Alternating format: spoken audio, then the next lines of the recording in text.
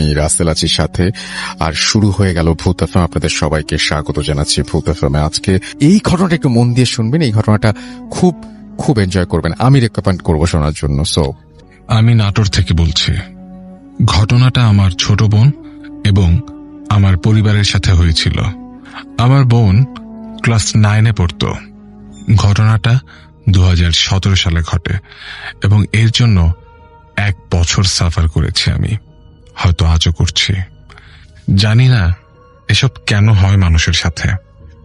আমার প্যারানর্মাল ঘটনার সাথে অনেক ব্যক্তি ও পারিবারিক হিস্ট্রি জড়িত, যেগুলো হয়তো না বললে ভয়ের বিষয়টাই লিসনাররা বুঝবেন না। ছোট বোনের বিয়ের দিন ছিল সেদিন। সন্ধ্যা 7টা। কাজী এলো, কিন্তু কবুল বলার সময় হঠাৎ রাগে সে উঠে পড়ে, কবুল না বলেই। এভাবেই ঘটনার শুরু। বোঝানো থেকে মারধর পর্যন্ত সব প্রেশারই করা হয় তাকে। তবুও তার একটাই কথা, পাত্রের ফেসটা আমার বোনের বিকৃত লাগছে। সেই রাতটা নির্ঘুম কাটে সবার। পাত্র সেদিন আমার সাথেই ছিল রুমে। সকালে ওর মা আসে, কান্নাকাটি হয়। পরে পাত্র এই বলে চলে যায় যে ওকে বোঝান সব ঠিক হলে বিয়ে হবে আবার। আমরা সেদিনই আমাদের এলাকার এক পীরের কাছে বোনকে নিয়ে যাই। উনি ঝাড়ফুঁক করে একটা তাবিজ দেন। তার বাসা থেকে আমার বাড়ি এসে দেখি আমার বোনের গলায় ডোরটা বাঁধা আছে, কিন্তু তাবিজটা নেই। আশ্চর্য হয়নি অবশ্য, ভাবলাম ও খুলে ফেলেছে বোধহয়। আবার আমার মা আরেকটা তাবিজ আনেন, এনে বেঁধে দেন বোনের গলায়। ঘণ্টাখানেক পর পুরো তাবিজটাই গায়েব। আমার বোনকে বললে ও বলে ও কিছুই জানে না। কাজী সাহেবকে বললে উনি বলেন একটা জিন ওকে বউ বানিয়েছে, তিনি সেই সমস্যার সমাধান করতে 5,000 টাকা নেবেন। আমরা টাকা দিতে চাইনি, আরেকজন কবিরাজকে ডাকি। তার বেলায়ও একই অবস্থা, তাবিজ দেয়, হারিয়ে যায়। এভাবে 5-6 জন দেখাই, কাজ হয় না। এদিকে ওর শ্বশুর বাড়ি থেকে প্রেশার, মেয়েকে বাড়ি আনবো, কি খবর এটা সেটা। আমরা ঘটনাটা বলি, কিন্তু ওরা বিশ্বাস করে না। এবার একদিন সকালবেলা বোনকে বোঝাতে গিয়ে আমি মারধর করি। সাথে সাথে ওর গায়ে একের পর এক জিন আসতে থাকে। দুধ ভাত এটা ওটা খেতে চায়, দেই। প্রশ্নের এক পর্যায়ে জানতে পারি ওরা 7 জন আমার বোনের কাছে। তাদের একজন দাদা, মানে 6 জনের লিডার। বুঝলাম ওরা হিন্দু। আজব কিছু অভিজ্ঞতা হলো। অনেক লোকজন ভিড় করে দেখলো। এবার 8 নম্বর কবিরাজ এলো। তাকে ওর শ্বশুর বাড়ি থেকে আনা হলো। কবিরাজ এসে তাবিজ দিয়ে গেল। একই ঘটনা, ডোরটা আছে, তাবিজ নেই। পরের দিন আবার কবিরাজের আগমন। এসে বলছে আমার তাবিজ কাটে এত বড় জিন নেই। কবিরাজ আসতে আমার বোন রেগে যায় এবং ওর গায়ে ভর করে 7 জিনের আরেকজন। এসে কবিরাজকে বলে দে তোর তাবিজ। এই কথা বলে হাত বাড়িয়ে দেয় আমার বোন। ওর মামা শ্বশুর, ওর মামি শাশুড়ি সহ আরো অনেকে উপস্থিত। তাদের সামনে কবিরাজ একটা রশির মতো মোটা সুতা তাবিজের সাথে হাতে বেঁধে দেন। সবার সামনে সাথে সাথে সুতো একটু একটু করে ছিঁড়তে থাকে। সবাই এবার হতবাক। আমার বোনের চুলগুলো সামনে, মাথা নিচু করে জিকির করার মতো তুলছে আর হাসছে। কবিরাজ বুঝলেন যে উনি পারেননি। এভাবে 100-ও বেশি তাবিজ বারবার দেয়া হয় আমার বোনকে, আর ও ইঁদুরের মতো কাটে। কাটা তাবিজগুলো জমা করতে থাকি আমরা। এভাবে 17 জন কবিরাজ যায় আসে। অন্যদিকে আমার বোনের ওপর সন্ধ্যা হলে হাজির হয় 7 জন জিন। দিনের বেলাও বাদ নেই। এর মাঝে আমার মা বাবা খালাকে কিল, চর, ধাক্কা আরো অনেক কিছু দিতে থাকে বোন। কিন্তু কখনো আমায় কেন যেন গায়ে হাত তোলেনি। তখন আমার বোনের 24 নম্বর কবিরাজ চিকিৎসা করছেন। একদিন সন্ধ্যার পর আমার বোন সবার সাথে টিভি দেখছিল। হঠাৎ আমার বোনকে হাত ধরে কিছু একটা টান দেয়। 10 হাত দূরে গিয়ে পড়ে আমার বোন। হরর মুভির মতো আমার বোনের হাতটা শূন্যে টান হয়ে আছে। মাটিতে পড়ার পরও সে ছিঁচড়ে চলে যাচ্ছে। আমি ছিলাম, দৌড়ে গিয়ে ওকে ধরি। দেখে ও কাঁদছে, ভাইয়া বাঁচাও বলছে। আমি কাঁদছি আর বলছি, তোর সাথে আমি আছি। এক পর্যায়ে আমি গালি দেওয়া শুরু করলাম ওর সাথে যারা আছে তাদের। হঠাৎ করেই দেখতে পেলাম সব শান্ত হয়ে গেল, বোন শান্ত হয়ে গেল। বোনকে সবাই মিলে শুইয়ে দিলাম। এর 10 মিনিট পর দেখি ও নিজের গলা একাই টিপে ধরেছে আর কেঁদে কেঁদে বলছে, আমায় ছাড় ভাইয়া, কই তুমি? বাসায় প্রচুর লোক জমা হয়, সবাই মিলেও হাতটা গলা থেকে ছাড়াতে পারছি না। একটু পর ওর গলা থেকে হাত সরে যায় আর কাশি দিয়ে আমার বোন বমি করে ফেলে। ও বলতে থাকে, ঘরে এত ধোঁয়া কেন? অথচ ঘরে তখন কিছুই ছিল না। কিছুক্ষণ এমন চলার পর আম্মু কান্না করতে করতে বলে, তোমরা যেই হও দয়া করে চলে যাও। অনেকক্ষণ বলার পর ওরা চলে যায়। একটু পরে ওদের একজন আমার বোনের শরীরে আসলে আমি চড় মারি। আমার বোনের জ্ঞান হারিয়ে যায়। এর কিছুক্ষণ পর বোনের জ্ঞান ফিরল, টয়লেটে যেতে চায় আর সেখানে ওকে আবার জিনগুলো আটকে ধরে। অনেক কষ্টে সবাই মিলে বোনকে ঘরে নিয়ে আসতে এক জিন ওর শরীরে এসে পরিচয় দেয় যে সে বাকি সবার লিডার। সবাই রীতিমতো ভয় পাচ্ছে ওর এখনকার গলা শুনে। বয়স্ক পুরুষের গলায় সে বলে ওঠে, এই মেয়েকে আমি বিয়ে করব, এই মেয়েকে আমি কারো সাথে বিয়ে হতে দিব না। অন্য সবাই যখন তাল কুলহারা, আমার তখন মেজাজ চড়াও হয়েছে তুঙ্গে। আমি বিরক্ত হয়ে প্রথমেই গালি দেওয়া শুরু করলাম। ওই জিনদের লিডার আমাকে বারবার বারণ করছে গালি দিতে। গালি দিলে ক্ষতি করবে আমার বোনের, আমাদের পরিবারের। কে শুনে কার কথা? আমি দেদার সে গালি দিয়ে যাচ্ছি। এক পর্যায়ে আমি আমার বোনের সামনে দাঁড়িয়ে ওকে চড় দিতে শুরু করি। নিজেকে আর ধরে রাখতে পারলাম না। মোটামুটি অনেকগুলো চর আর দেদার সে গালি দেওয়ার এক পর্যায়ে জিনটা বলে যে এখনকার জন্য সে চলে যাচ্ছে, কিন্তু এই অপমানের প্রতিশোধ সে নেবে। আমিও বলতে ছাড়লাম না, দেখি তোর কোন বাপ এসে আমাদের কি ক্ষতি করে। পরের 3টা দিন আমার বোনের ওপর কোনো জিন ভর করেনি।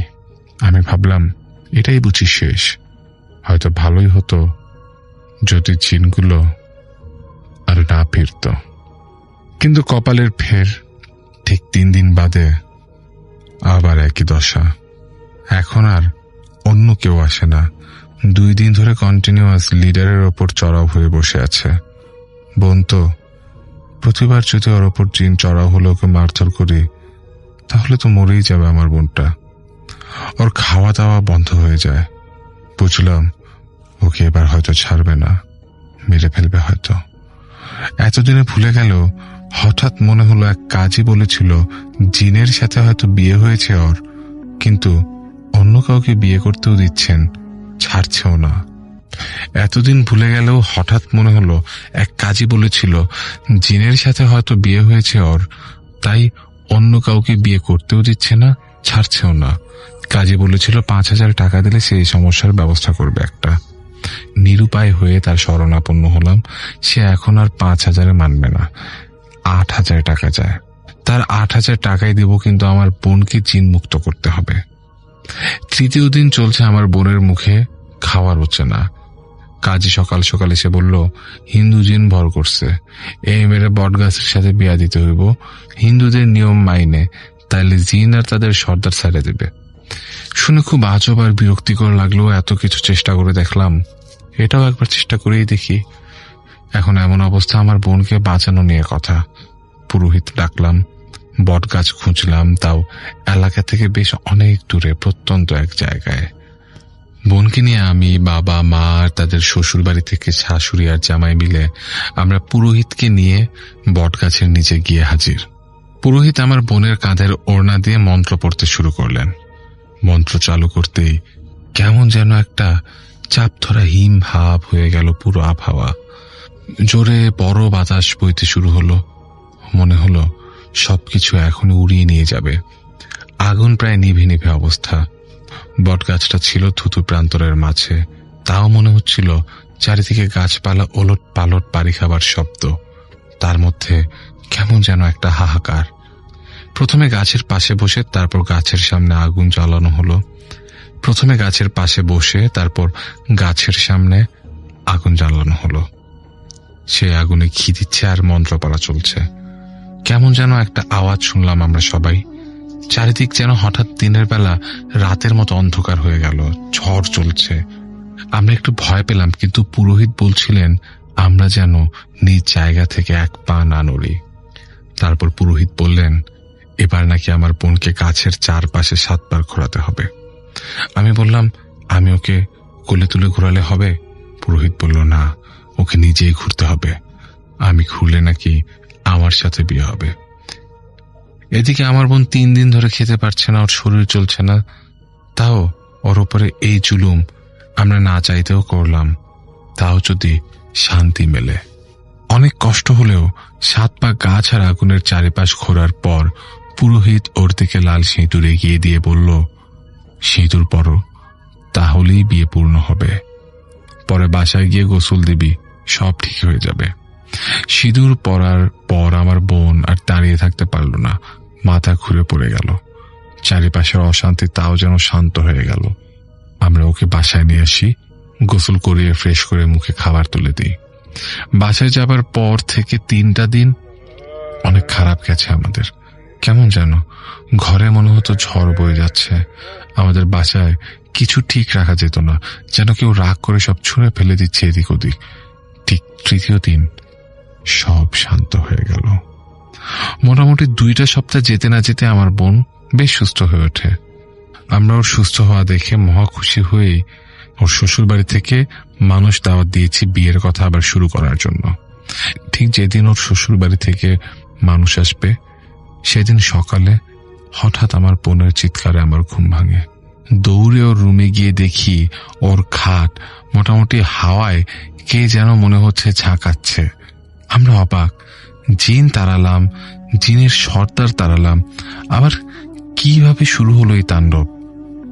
আমরা সেদিন আর দেরি না করে পুরোহিতার কাজে 2জনকেই খুঁজে আনলাম, সাথে একজন কবিরাজ আসলেন। সবাই মিলে আমার বোনকে ঘিরে বসেছে। কবিরাজ কি হয়েছে বুঝতে জিন ডাকলেন। আবারও সে আগের মতো পুরো বাড়ি সারা দেয়া ঝড়ের মতো আওয়াজ করে কি যেন এসে বসলো ওর পাশে। কবিরাজ জিজ্ঞেস করলেন আবার কেন এমন হচ্ছে? জিন বলে উঠল তোরা এই মেয়েকে আমার সাথে বিয়ে দিছিস, এই মেয়ে এখন আমার, ওকে আমি ছাড়বো না, আমি ওই বট গাছে থাকতাম। ওকে, থ্যাংক ইউ সো মাচ। আমরা আরো একটা ঘটনা শুনলাম এবং এখন যেটা করব সেটা হচ্ছে আবারও ডক্টর আলিফের কাছে আমরা একটু ফিরে যেতে চাই এবং তার কাছ থেকে তার সেকেন্ড ঘটনাটা আমরা এখন শুনে আসতে চাই এবং আশা করছি যে এই ঘটনাটাও আপনাদের অনেক ভালো লাগবে। চলুন শুনে আসি আমাদের দ্বিতীয় ঘটনাটি।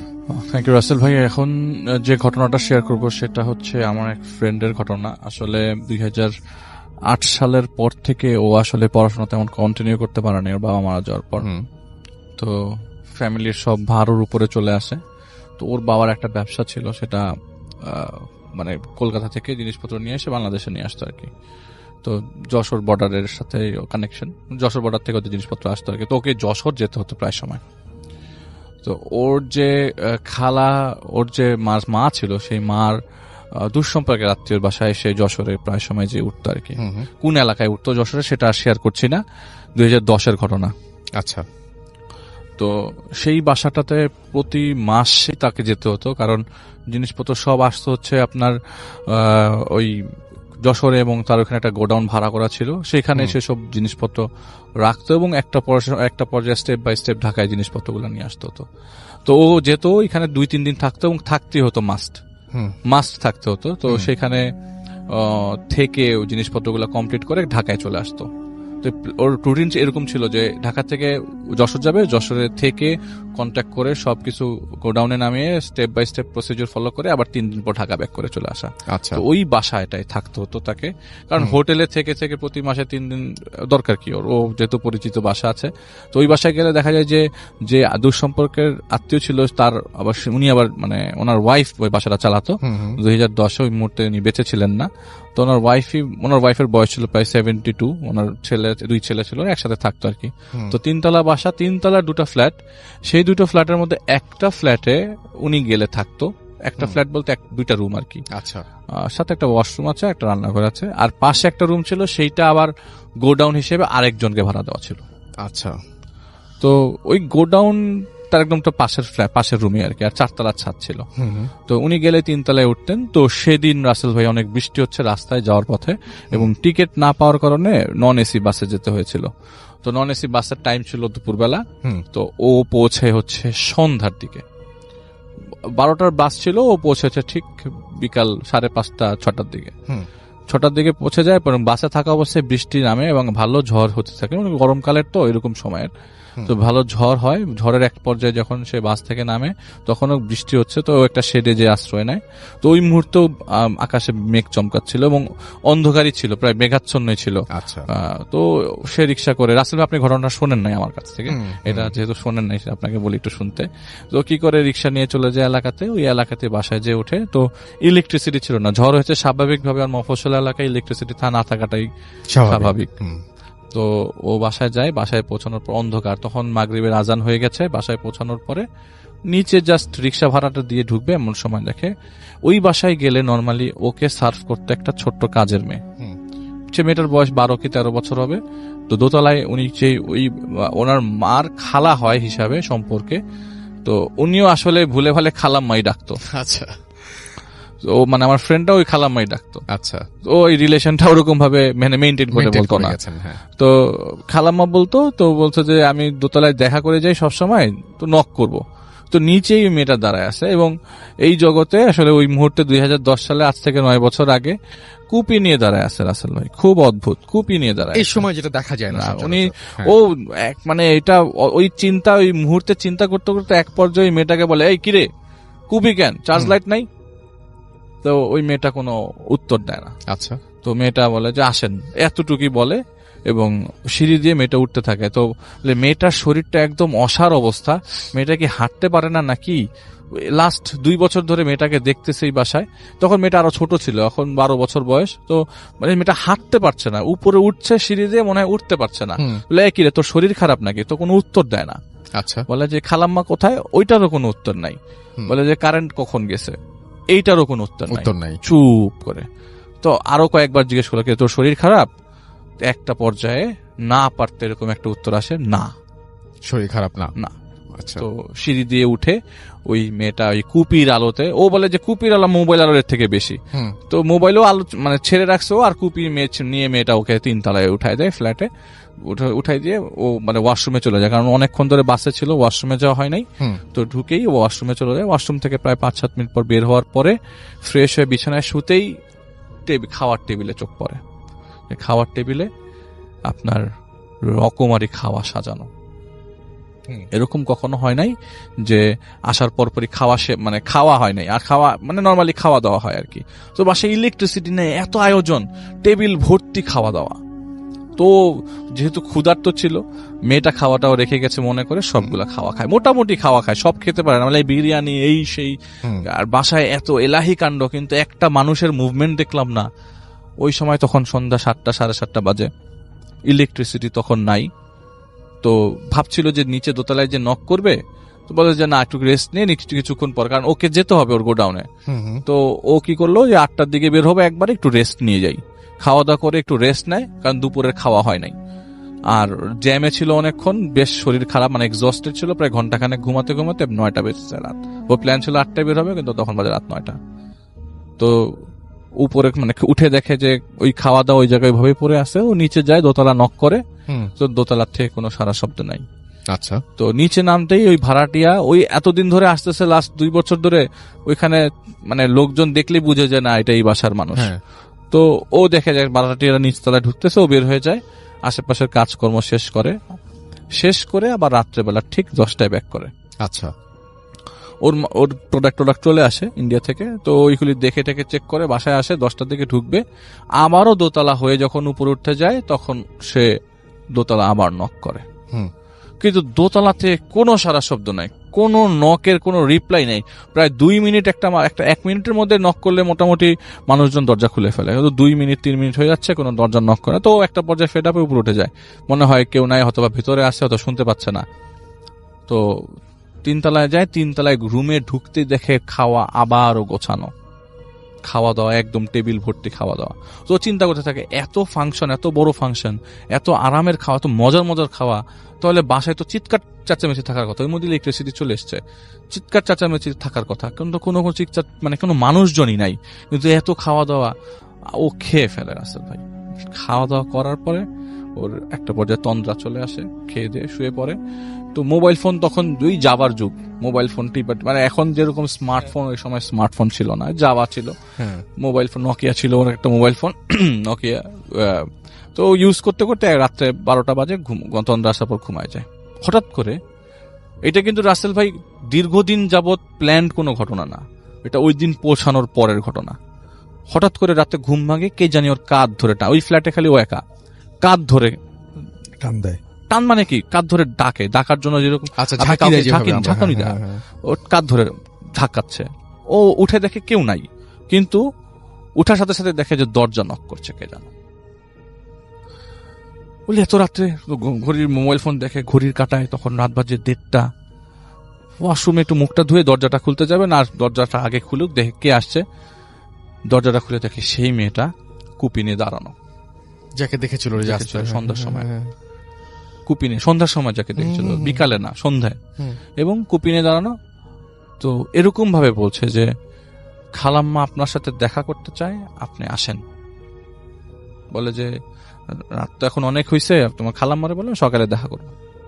বলে না, না এর যে বলে যে না যে বললো, মনে পুরো বিল্ডিংটা কেঁপে উঠছে, এত জোরে না, না আপনি এখন আমার সাথে আসবেন। আচ্ছা। তো একটু রীতিমতো বিরক্ত হয়ে যায়, এত রাত্রেবেলা দেখা করতে চাইছে।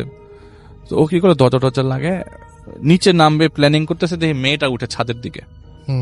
এই কই যাও তুমি, নিচে আয়, তুই কই যাস, নিচে যা, নিচে নাম। বলে খালাম্মা উপরে আসেন। ও ছাদে যায় ওই মেয়েটার সাথে।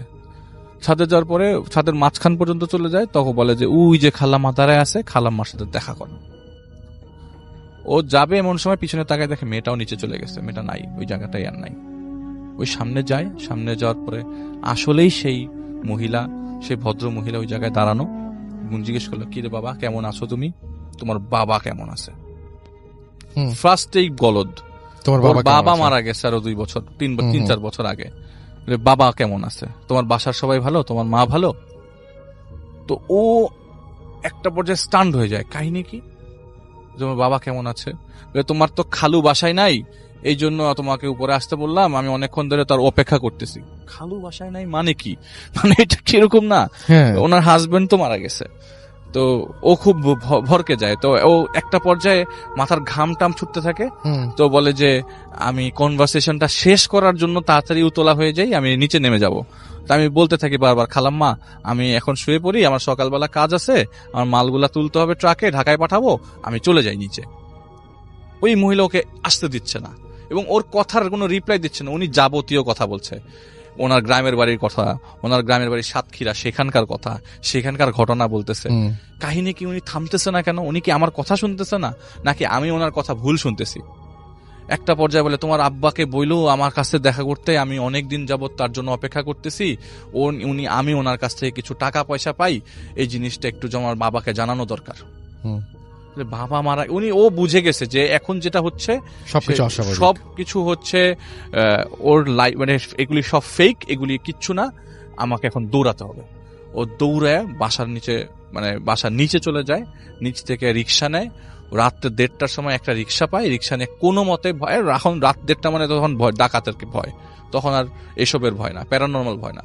রাত্রেবেলা অন্ধকার মফস্বল এরিয়াতে রাত্রে 1:30টায় ওইখানে হাইওয়ে ক্রস করে, অনেক ভয়াবহ। 2010 বললেও কি, আপনি এখন যারা থাকে তারা দেখুক না, রাত্রে 1:30টায় বের হয়।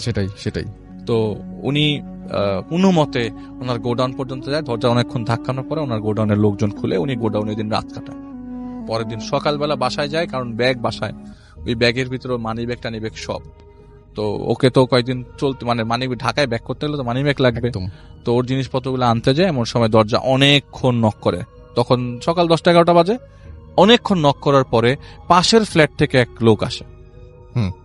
পাশের ফ্ল্যাট থেকে একটা লোক এসে বলে যে, কি ব্যাপার ভাই, আপনি দরজা নক করতেছেন কেন? বলে যে খালাম্মা কোথায়, খালাম্মার সাথে আমার তো দেখা করা দরকার, কালকে রাত্রেবেলা ছাদে কথা হলো। ওই লোকটা তখন মাথা চুলকাইতেছে, ছাদে কথা হলো মানে কি?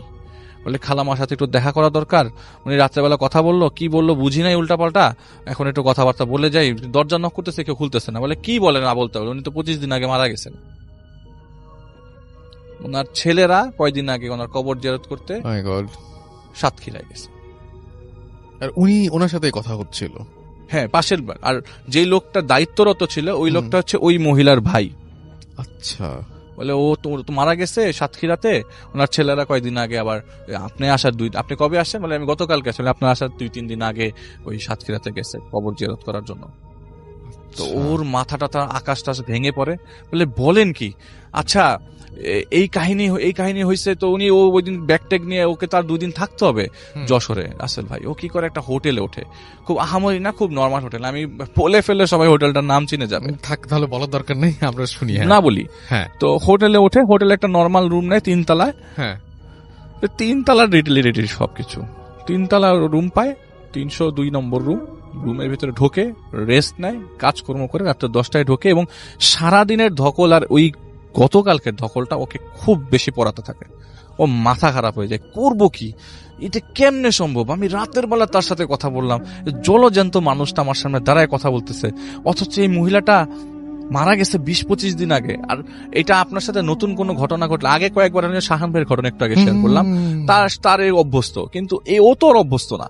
ওর মাথা, ও সারাক্ষণ চিন্তা করতে করতে এক সময় ঘুমায় যায়, ঘুম ভাঙে, ইলেকট্রিসিটি নাই, সিগারেট ধরাবে, বারান্দায় যাবে, নর্মাল কোনো হোটেলের মতো এসিওয়ালা হোটেল না, নর্মাল হোটেল, ও বারান্দায় যাবে, এখন আবার এসি করে ফেলছে হোটেলে। তো বারান্দায় যাবে, বারান্দায় যাওয়ার সময় বিছানা থেকে পা ফালালো, পা ফালাতে দেখলো যে পায়ের মধ্যে কি জানি লাগছে, পাটা ভিজা। তো ও ওই ঘুমানোর সময় দেখে যে বিদ্যুৎ চমকাচ্ছিল, তো বৃষ্টি হয়েছে, তো জানালা দিয়ে পানি চুয়ে চুয়ে পড়ছে, পায়ের মধ্যে পা ভিজা। তো পানি আর অন্য কিছুর মধ্যে তফাৎ আছে। এটা কেমন পিছলা, এটা কেমন পিছলা। ও মোবাইলের লাইট জ্বালে, এখন ওই রুম তোর জানা নাই কোন জায়গায় সুইচ, ওকে মোবাইলের লাইট জ্বালাই সুইচ খুঁজতে হচ্ছে, কারণ রেগুলার যে রুমের মধ্যে প্রতিদিন লাইট বন্ধ করে সে জানে পজিশনটা। তো হোটেল রুম এটা তো প্রথম গেছে, তো মা নামাতেই ও যখন মোবাইল ফোনের আলো ওই জায়গায় ফেলে, মোবাইল ফোনের আলো, স্ক্রিনের আলো ফেলতেই দেখে যে মানুষ পড়া ফ্লোরের মধ্যে, মানুষ পড়া, বুঝা যাচ্ছে না কি এটা। তো ভালো করে আলোটা ফেলে দেখে এই যে সেই মেয়েটা যে কুপি নিয়েছিল, ওই মেয়েটার একটা মাথা পড়ে আছে ফ্লোরের মধ্যে, আর শরীর টরির কিছু না, যদি 2টা হাত সাথে রাখা, মাথার সাথে 2টা হাত রাখা। এইটা দেখার পর ও দরজা খুলে এখান থেকে নিচে নেমে যায়, দৌড়ায় নিচে নেমে যে লোকজন ডাকে, জড়সড়ো করে, পুরা হোটেল যে মানুষগুলা ঘুমন্ত সবাইকে জাগায়, কারণ এক রুমে ঘটনা ঘটছে, এক চিৎকারে সবাই উঠে গেছে। সবাই রুমে এসে দেখে কিচ্ছু নাই, লাইটটা জ্বালা নাই, কিচ্ছু নাই, নাথিং ওয়াজ দেয়ার, কোনো কিচ্ছু ছিল না। সবাই বলতেছে না এটা আপনার ঘুমের মধ্যে ভুল, অথবা এটা আপনি ঘুমের মধ্যে কোনো স্বপ্ন দেখছেন, অথবা আপনার বলে না রে ভাই, আমি পা দিয়ে ফিল করছি জিনিসটা, চুলের মধ্যে আমার পাড়া পড়ছে, আমি এর থেকে আপনাকে আর কিভাবে বুঝাবো। পরে ও হোটেল ছেড়ে দেয়, ও গোডাউনে থেকে লাস্ট 2 দিন গোডাউনে থেকে। কিন্তু মজার বিষয়, সে যখন ওই বাসায় যায় আবারও ওই লোকের কাছে, এবার ওই জানে দরজা নক করছে ওই দরজায়, বলে যে ওনাদের বাসায় যে একটা কাজের মেয়ে ছিল, ওর এটা কিউরিওসিটি, কাজের ওই মেয়েটারই তো মাথা দেখলো, ওই মেয়েটার কি হয়েছে, ওই মেয়েটা কোথায়, মেয়েটা থাকে না এখানে। ও বলে নাই যে মেয়েটার সাথে ওর দেখা হয়েছে, মেয়েটাই তো ওকে খাওয়া দাওয়া দিচ্ছে, এটা ওর মনে হচ্ছিল। বলে মেয়েটার একটা সমস্যা হয়েছে ভাই, এটা তো আমি ওনার কথাই জানতে চাচ্ছিলাম যে হ্যাঁ কি খবর। হ্যাঁ, বলে যে মেয়েটারই আসলে কি বলবো, আসলে মানুষ মারা গেলে ওই যে ভাগ্য দোষ বলে, মনে হয় যে ওর সমস্যা হয়ে গেছিল। মেয়েটা মারা যাওয়ার 4 দিনের দিন, ওই খালাম্মা মারা যাওয়ার 4 দিনের দিন, মানে আপনাদের খালাম্মা, ওনার আপা আর কি, আপা মারা যাওয়ার 4 দিনের দিন, ওই মেয়েটার বাবা মেয়েটাকে নিয়ে চলে যাচ্ছিল, রাস্তার মধ্যে বাবার সহ মেয়েটা মারা যায় অ্যাক্সিডেন্টে, রোড ট্রাফিক অ্যাক্সিডেন্টে, বগুড়ায়। এই মেয়েটাই তো সেই কুপি হাতে দাঁড়িয়ে ছিল। ও তো ভাই, ও বলে যে আমি এরপর থেকে আমার লোক পাঠাবো, আমি আর যশোরে যাব না, এই অবস্থায় আর যশোরে যাওয়া সম্ভব না।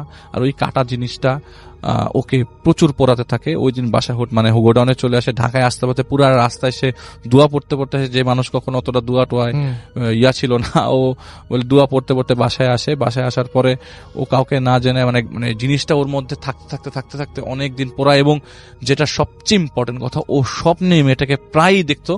একটা পর্যায়ে ও একটা মানুষের কাছে যায়, বলে যে ভাই আমি সাইকোলজিস্টের কাছে যাই, সাইকিয়াট্রিস্টের কাছে, যে আমি এই ঝামেলায় পড়ছি।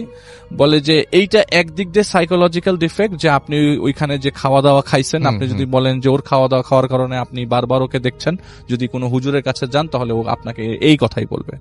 আর আমি বলবো এইটা আপনার ফিজিক্যাল প্রবলেম, যে আপনি এটা শুনতে, আপনি বারবার জিনিসটাকে চিন্তা করার কারণে এইটা আপনার ইমেজ বারবার ব্রেইনের মধ্যে প্রতিফলিত হচ্ছে। এক কাজ করেন, ওষুধটা খান রেগুলার, এবং একটু হাঁটেন সকালবেলা আর বিকালবেলা হাঁটেন, এবং ওষুধটাকে রাত্রে ঘুমান।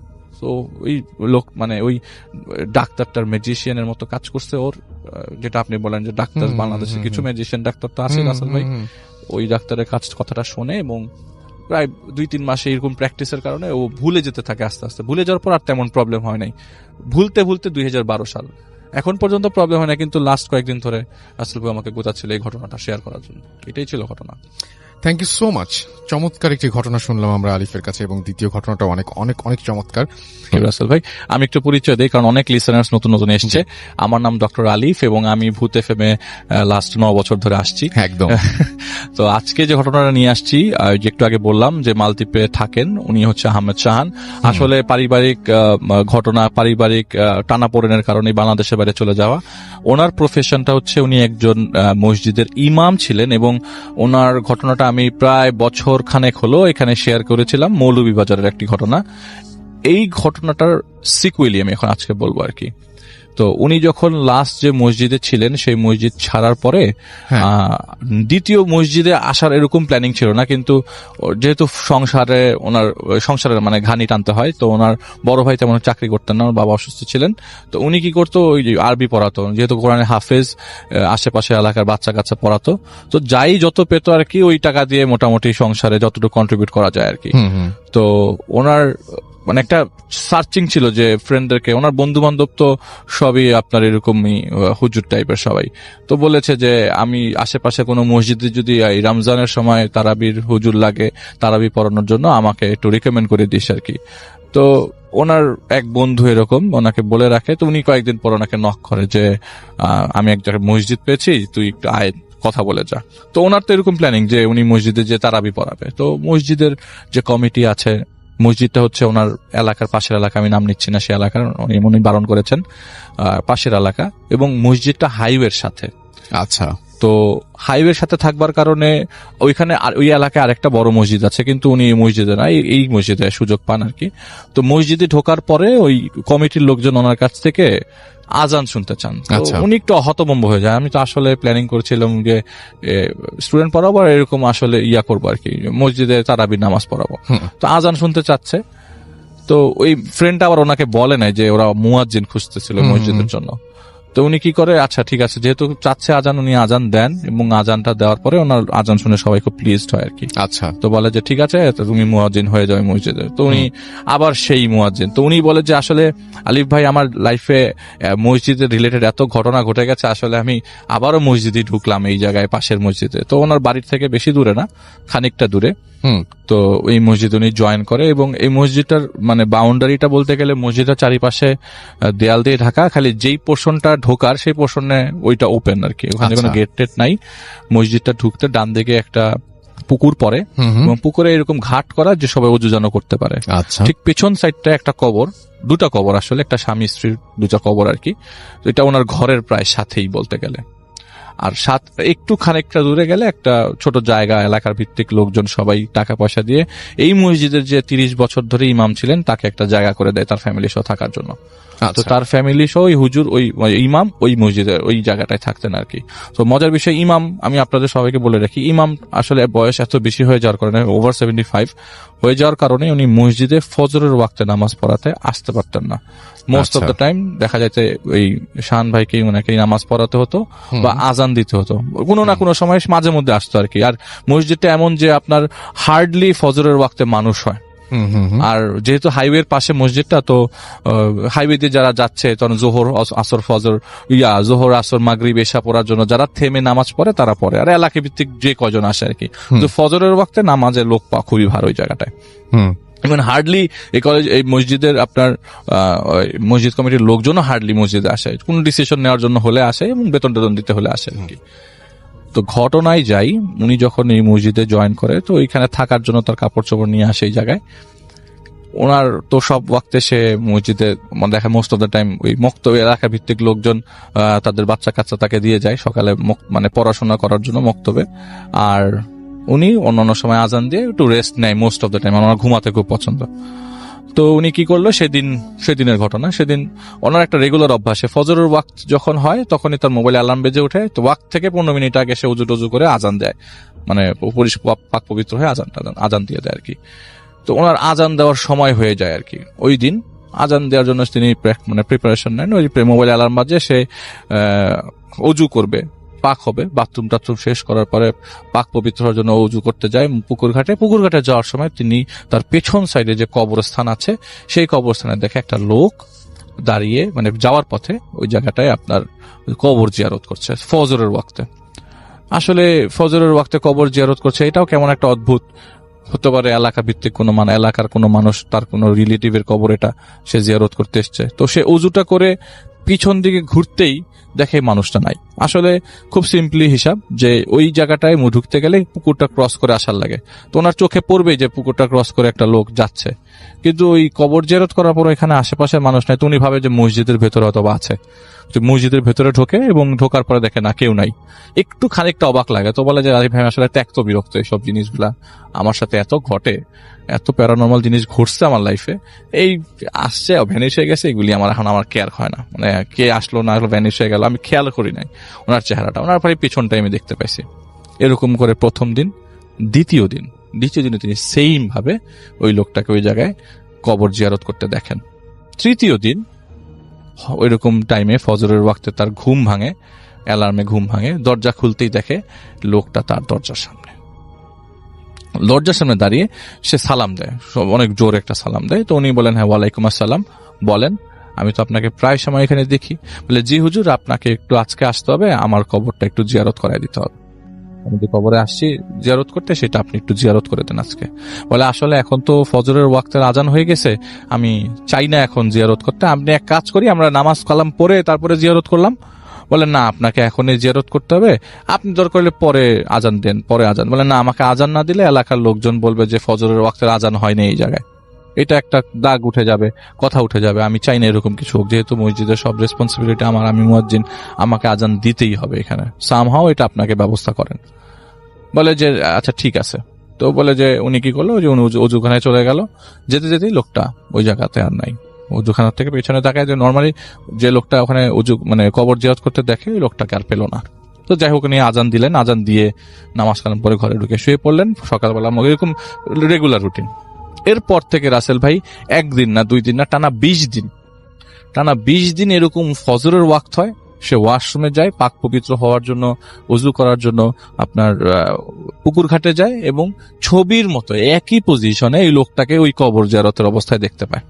আচ্ছা, জিয়ারতরত অবস্থায় দেখতে পায়, একই ছবি, মানে একটা দেয়ালের মধ্যে একটা ছবি যেরকম থাকে, এই দৃশ্যটা তার ফজরের ওয়াক্তে ওই জায়গায় প্রতিদিন দেখা। মানে কবরের একই প্রান্তে একই কোনায় দাঁড়িয়ে উনি কবর জিয়ারত করছে। ওই ঘটনার থেকে 20 দিন পরে এবং মসজিদে জয়েন করার পর 1 মাস 10 দিন পরে ওই দিন তার ঘুম ভেঙে যায়।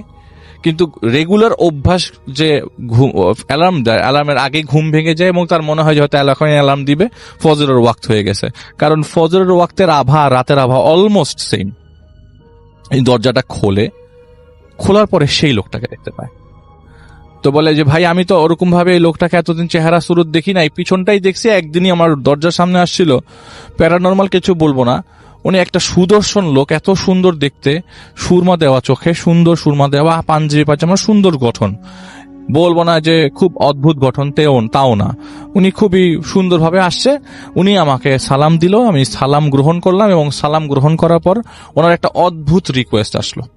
রিকোয়েস্টটা হলো যে উনি একটা লাশ নিয়ে এসছে, সেটাকে জানাজা দিতে হবে। আচ্ছা। তো ওনার প্রথম কথা, মুয়াজ্জিনের মানে শাহান ভাইয়ের প্রথম কথা আছে, এলাকায় তো আমাকে কেউ একটা মৃতর খবর জানালো না। ফার্স্ট অফ অল, আপনি ফজরের ওয়াক্তে ডেড বডি নিয়ে আসেন, কেউ যদি মারাও যায় সে পরদিন সকাল পর্যন্ত ওয়েট করে, দুপুরে হয়তোবা জোহরের ওয়াক্তে জানাজা হয়ে কবর হয়। মোস্ট অফ দ্য লাশের কবর এভাবে হয়। আপনি ফজরের ওয়াক্তে নিয়ে আসছেন, এক নম্বর কথা। 2 নম্বর কথা, এলাকা কোনো লোক এসে আমাকে বলে নাই যে মাইকে এলান করতে হবে। মাইকে তো আমি এরকম এলান করি যে কে মারা গেছে, অমুক মারা গেছে, এলাকার এরকম মানুষ মারা গেছে, আমি মাইকে জানাই দিই। কিন্তু আপনি তো এরকম কেউ জানালেন না। ওনার রিকোয়েস্ট হচ্ছে যে আমরা দুজন মিলে জানাজা করব, জানাজা করার পরে লাশটা আমরা দাফন করব। দাফনের সর্ব প্রস্তুতি নেওয়া আছে, কবর খোঁড়া আছে, আপনাকে কিছু করতে হবে না, আপনি জাস্ট জানাজা পড়াবেন। তো উনি বলে যে না, আসলে এরকম তো এখতিয়ার নাই, আমি পড়াতে পারবো না, আর আপনি কোথা থেকে মার্ডার করে নিয়ে আসছেন এই জিনিসটাও আমার দেখা দরকার। তো ওনার মনে মনে ভাবে শাহান ভাই যে হয়তো উনি ব্লাফ মারছে, বাইরে কোনো লাশ নাই, এবং উনি দরজাটা খুলে উকি মারে, সে একইভাবে দেখে যে হ্যাঁ আসলেই আশেপাশে কোনো লাশের খাটিয়া টাটিয়া কিছু নাই। তো ডান পাশে তাকাতেই উনি বলতেছে যে কই আপনার লাশ টাশ কোথায়? বলে যে এই যে আপনার সামনেই তো লাশ। তো উনি দেখে আসলেই মসজিদের সামনে সিঁড়ির 3টা স্টেপ, সিঁড়ির উপরে একটা লাশ পড়া। তো প্রথমে উনি একটু ঘাবড়ে যায়। ঘাবড়ানোটা যে কোনো মানে যে কোনো নর্মাল মানুষের জন্য স্বাভাবিক। উনিও ঘাবড়ে যায় এবং ঘাবড়ানো অবস্থায় বলে যে আপনি এই লাশটা নিয়ে আসছেন মানে কি? উনি নিজেকেও সামলাতে পারছেন না, আর ওই মুহূর্তে তার বাথরুমেও যাওয়া দরকার। তো উনি বলছে যে না, আপনি জাস্ট যেভাবেই পারেন এই লাশটার দাফনের ব্যবস্থা করেন। উনি মোটামুটি মানে অ্যাডামেন্ট যে উনি লাশটার জন্য জানাজা পড়াবে না। তো লাশটা এমন ভাবে মসজিদের সামনে রাখা, আপনি রীতিমতো দেখলে ভয় পেয়ে যাবেন। মসজিদের সামনে দরজার উপরে রাখা, দরজার সামনে সিঁড়ির উপরে রাখা। তো বাচ্চা লাশ হলে রাসেল ভাই ওই কোলে করে নিয়ে আসা যায়, অনেকের বাচ্চা লাশ আসে হয়তো টাইমলি তাড়াতাড়ি দাফন করে ফেলতে চায়, কিন্তু না, এটা একটা বড় লাশ এবং পুরা সিঁড়িটা কভার করে আছে। তো উনি বলে যে না, আমি জানাজা পড়াতে পারবো না, অ্যাকচুয়ালি এই জানাজা আমি পড়বো না। আর 2 জন মিলে জানাজা হয় কিনা এটাও আমার মোটামুটি জানা নাই, বা এরকম কিছু একটা জিনিস বলেন। বলে না, আপনাকে এর জানাজা পড়তে হবে, আপনি যদি এনার জানাজা না পড়েন তাহলে এই লাশের চেহারা আপনাকে দেখতে হবে। তো উনি বলেন না, আমি লাশের চেহারাও দেখবো না, আমি জানাজাও পড়বো না। কিন্তু ভয় কাজ করতে থাকে রাসেল ভাই, যে এত রাতে এরকম একটা মানুষ মানে ফজরের ওয়াক্তে এসছে, আর আমি যে দরজা, উনি কি করে ওয়াশরুম থেকে আসার পরে আবারও ওনাকে সামনাসামনি পায় এবং ওনাকে একই আর্গুমেন্ট করতে দেখা যায়। তো উনি কি করে, একটা পর্যায়ে চিন্তা করে আমি যে উনি মানে রুমে ঢুকে যাবে দৌড়ে, কিন্তু রুমের তালা দিয়ে আসছে উনি, মোবাইল ফোন সব রুমের ভেতরে, রুমের তালা দেওয়া। তো উনি কি দৌড়ায় যাবে, কিন্তু দৌড়াতে গেলে তালা খুলতে গিয়ে যদি তাকে খট করে মেরে ফেলে। তো উনি এর মধ্যে উজু করে আস্তে আস্তে 5-6 বার ওনার শরীর বন্ধ করে ফেলে আয়াতুল কুরসি পড়ে, কিন্তু তারপরেও তার ভিতরে একটা ভয় থাকে। বলে আমি আপনার লাশের জানাজা পড়বো না। উনি কি করে, একটা ভোদৌড় মারার প্ল্যান করে। ওই লোকটা বলে কই যাবেন? হঠাৎ করে তো হুজুর মানুষ মাথা মানে একটা পর্যায়ে বিরক্ত হয়ে মাথা নিচে তাকাতে তাকাতে যখন মাথা উঁচুতে তাকায়, মানে মাথা উঁচু করে, তখন দেখে যে এই কালো আভাটা আস্তে আস্তে সরে দিনের বেলা হয়ে যাচ্ছে। তার চারিপাশে খালি কবর আর কবর। তিনি যে এলাকায় ছিলেন, জায়গাটাই কবর। উনি যে এলাকায় ছিলেন সে এলাকায় উনি নাই, মানে স্টেপে স্টেপে কবর। বলে যে আমি প্রতিটা স্টেপ দিব, আমার মনে হয় কবরের উপরেই পাড়া পড়বে। এই সামনে কবর, পিছনে কবর, আর উনি আমার থেকে 10 গজ সামনে দাঁড়ানো ওই লাশটা নিয়ে। আমি যে এলাকায় ছিলাম সেই এলাকাটায় আমি নাই, মরুভূমি মতো একটা এলাকা, চারিপাশে উঁচু ঢিবির মতো কবর, কবরগুলা চারিপাশে পাথর দিয়ে মার্ক করা, কিন্তু কার কবর কি এটা জানি না। দূর দূরান্তে কিছু গাছ দেখতে পাচ্ছি। আমি এই জায়গাটায় কিভাবে আসলাম? ওনার কোয়েশ্চেন হচ্ছে এটা। আমি তো এই জায়গায় ছিলামই না। উনি এটা মানে উনি বলে যে আমার রীতিমতো আমি আসলে ত্যক্ত হয়ে যাচ্ছি, যে এই জিনিসটা আমি এভাবে ফেস করব, এবং এমন একটা জায়গায় তুরির মধ্যে সেকেন্ডের মধ্যে চলে আসবো যে জায়গাটা একদম অচেনা। তো উনি তারপরও ওই জায়গায় অ্যাডামেন্ট, না আমি আপনার লাশের জানাজা পড়াবো না। আচ্ছা, উনি কি করলো, যে যা হবার হবে, আল্লাহ তাআলার নাম নিয়ে আমি শরীর বন্ধ করে রাখছি, যদি কোনো ক্ষতি করে আমাকে মেরেও ফেলে, ইটস আপ টু দেম। উনি কি করে, একটা দৌড়ার প্ল্যান করে, দৌড়াতে থাকে, অনেকক্ষণ দৌড়াতে থাকে রাসেল ভাই। দৌড়াতে একটা সময় মাথা মানে হাঁপিয়ে যায়, হাঁপিয়ে মাথা নিচু করে ফেলে। মাথাটা উঁচু করার সাথে সাথে দেখে সে হাইওয়ের সামনে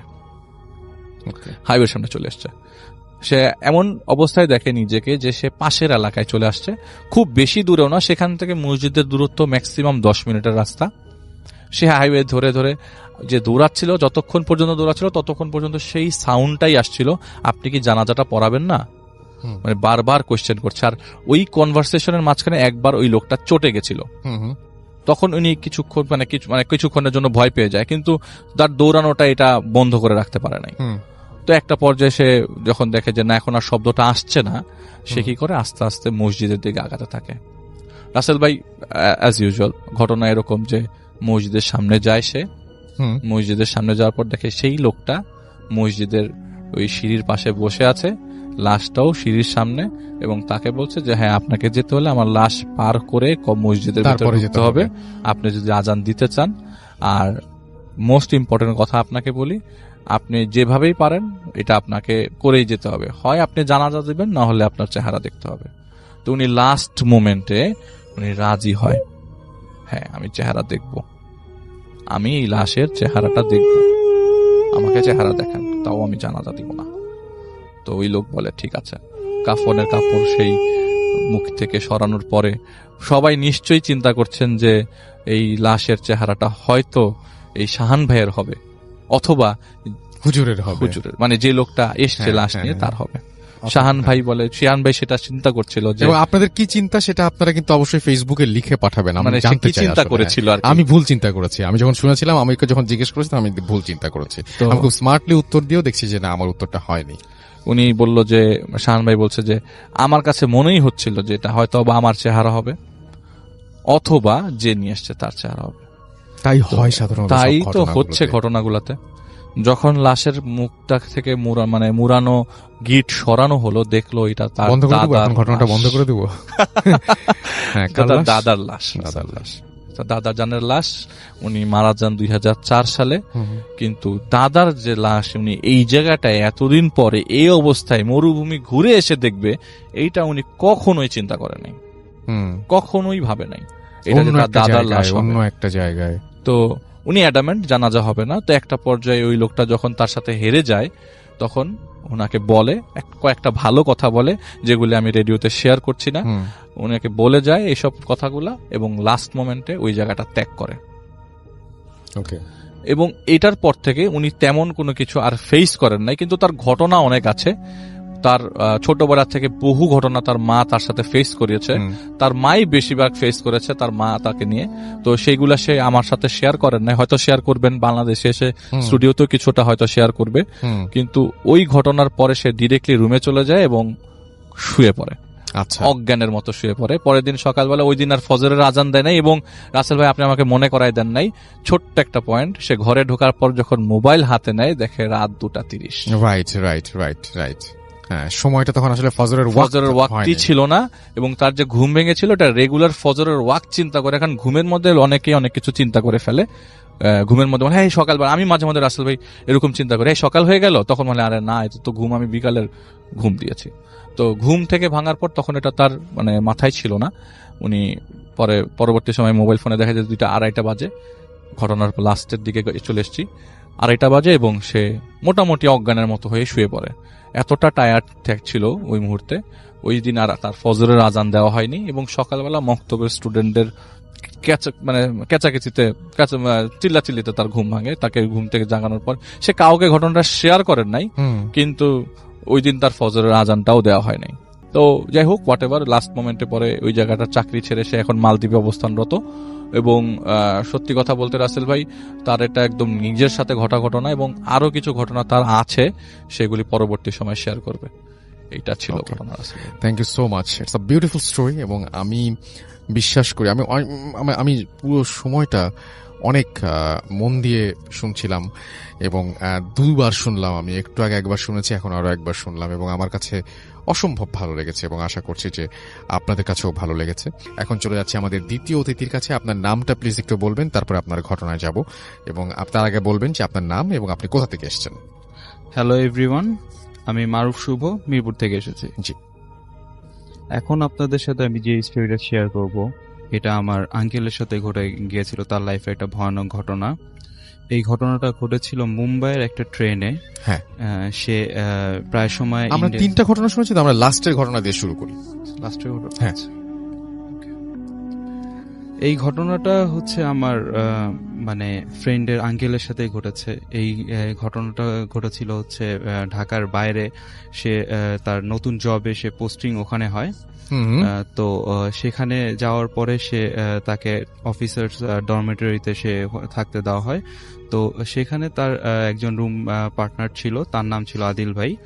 তো তার সাথে অফিসের অনেকেই থাকতে চাইতো না, কারণ মানে সে অস্বাভাবিক কিছু আচরণ করতো রাতের বেলা। যেমন রাত 2টা-2:30 বাজে সে মোমবাতি জ্বালিয়ে মাটিতে বসে মানে উল্টাপাল্টা অনেক কি সব জানি বলতো, মানে অনেকে এটা বুঝতো না তার সাথে যারা থাকতো। সো এইসব দেখে তার সাথে অনেকেই থাকতে চাইতো না, সবাই বলতো সে নাকি জিন আনাতে পারতো আর কি রুমের ভিতরে। তো এই বিষয়টা আমার আঙ্কেল যখন জানতে পারে, তো সে একটু আতঙ্কিতই ছিল। তো তার সামনে সে কখনো এই টাইপের কোনো কিছু করেনি, কিন্তু মানে রাত 2টা-2:30টার দিকে মাঝে মাঝে তার কাছে ম্যাচ চাইতো, তাকে অনেক সাউন্ড করতো রুমের মধ্যে, তার ডিস্টার্ব ফিল হতো। তো সে চিন্তা করলো সে রুমটা ছেড়ে দিবে। তো সে রুম ছাড়ার আগে সে 3 দিনের ছুটিতে ঢাকায় আসছিল। তো ঢাকা থেকে ছুটি কাটিয়ে সে যখন অফিসে ব্যাক করলো, সে জানতে পারে যে আদিল ভাই 1 সপ্তাহ ছুটিতে ঢাকার বাইরে গেছে। মানে ঢাকার বাইরে বলতে মানে তার বাড়িতে গেছে আর কি।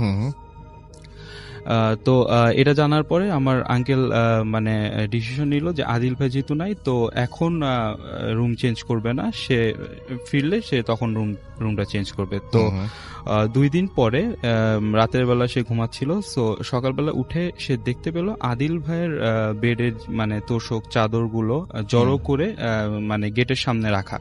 তো সকালবেলা সে এই জিনিসটা যখন দেখলো, সে তখন একটু অবাক হলো এবং ভয়ও পেল যে রুমে তো কেউ তখন ছিল না, সে বাদে গেট লাগানো ছিল ভিতর থেকে। তো এই জিনিসটা কে করলো?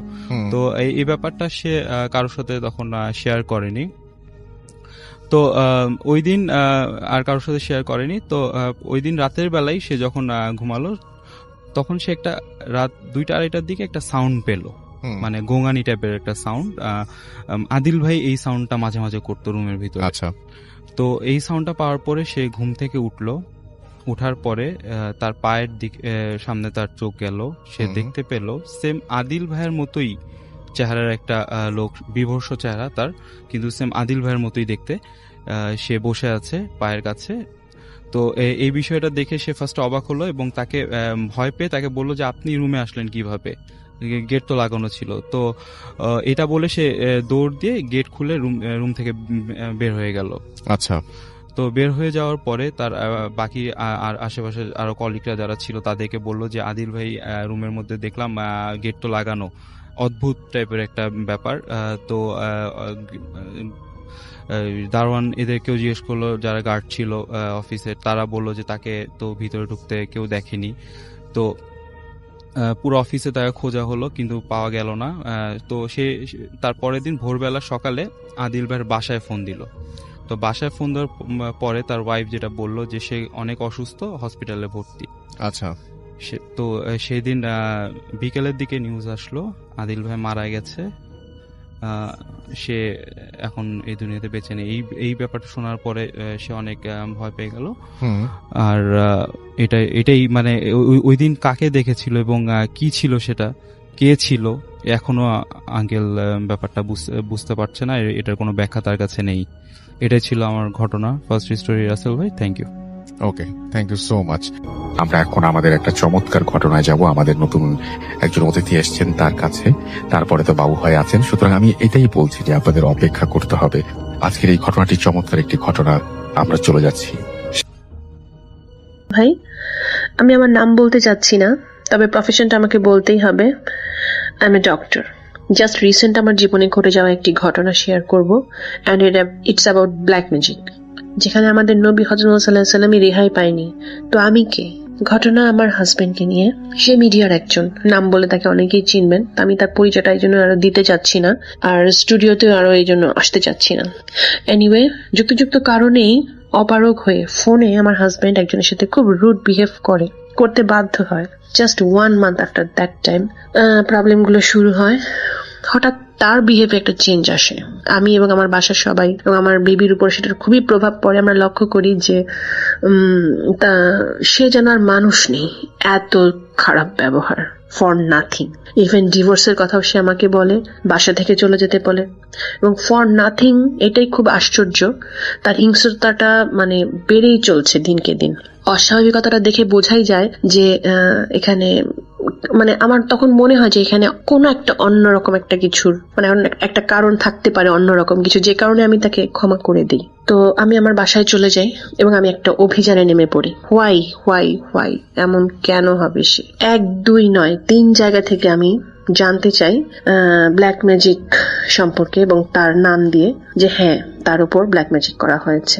1 মাস পর ও আমাকে নিতে আসে আমার বাসায়। তো আমিও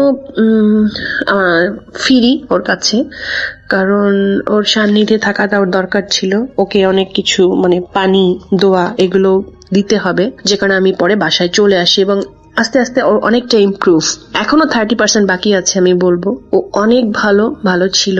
ওর চেঞ্জটা যে কারণে তাকে ব্ল্যাক ম্যাজিক করা হয়, এবং ওই যে বললাম এখনো 30% মতো তার বাকি আছে। তো ব্ল্যাক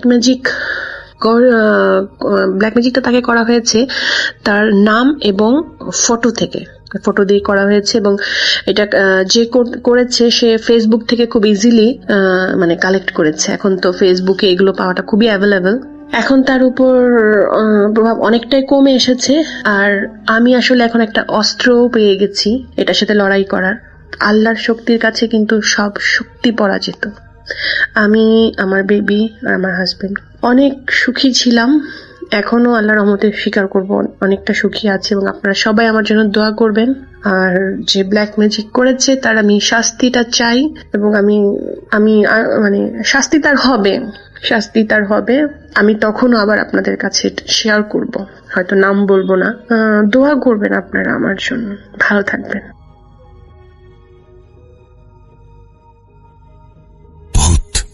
FM.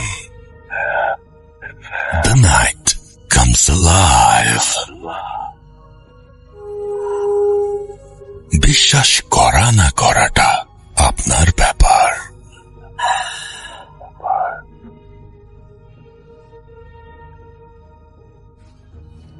Welcome back. শুনছেন রেডিও ফুর্তির এফএম। আমি রাসেল আছি সাথে, এবং ঘড়িতে সময় রাত 1:30 যদি আমাদের ইমেইল করতে চান, আমাদের ইমেইল অ্যাড্রেস হচ্ছে bhutfm@radiofurti.fm, which is bhwtfm@radiofurti.fm। আপনার নাম, ঠিকানা এবং ফোন নাম্বার সহ আপনার জীবনে ঘটে যাওয়া বা আপনার জানা সেরা ঘটনা লিখে পাঠিয়ে দিন আমাদের কাছে। ঘটনার শুরুতে অবশ্যই উল্লেখ করুন ঘটনাটি আপনি স্টুডিওতে এসে শেয়ার করতে চান নাকি আপনি চান আপনার ঘটনা আমরা পড়ে শোনাই। যারা দেশের বাইরে রয়েছেন তারা সরাসরি অডিও ক্লিপ পাঠাতে পারেন বা লিখেও পাঠাতে পারেন ঘটনাটি। আর আমাদের যে ফেসবুক পেজ দুটো আছে সেই পেজ দুটো ভিজিট করতে পারেন www.facebook.com/radio.furti, www.facebook.com/bhutfm.russell, এবং একই সাথে আমাদের যে টুইটারের পেজটা রয়েছে আর যে মানে রাসেলের, সেটা হচ্ছে যে Russell_BhutFM। আপনি টুইটারে গেলেই পেয়ে যাবেন, এবং আশা করছি যে এটা আপনারা আসবেন এবং আপনারা জানাবেন যে কার ঘটনা কেমন লাগছে, কি অবস্থা। আমরা চলে যাচ্ছি আমাদের শেষ অতিথির কাছে, তার ঘটনা শুনবো। আপনার নামটা প্লিজ একটু বলবেন, তারপর আপনার ঘটনায় যাব। কোথা থেকে এসেছেন সেটাও একটু কাইন্ডলি বলবেন। ধন্যবাদ রাসেল ভাইয়া।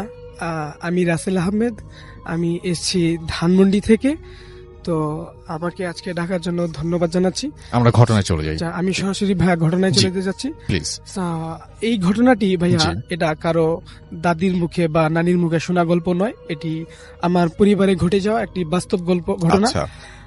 এই ঘটনাটি ঘটে গিয়েছে আমাদের গ্রামের বাড়িতে। সো যেহেতু এটি গ্রামের বাড়ির ঘটনা, সো আমার বাড়িটার ডিসক্রিপশন আমি একটু দিতে চাচ্ছি, তাহলে দর্শকরা সেটার সাথে খুব বেশি কানেক্ট হতে পারবে।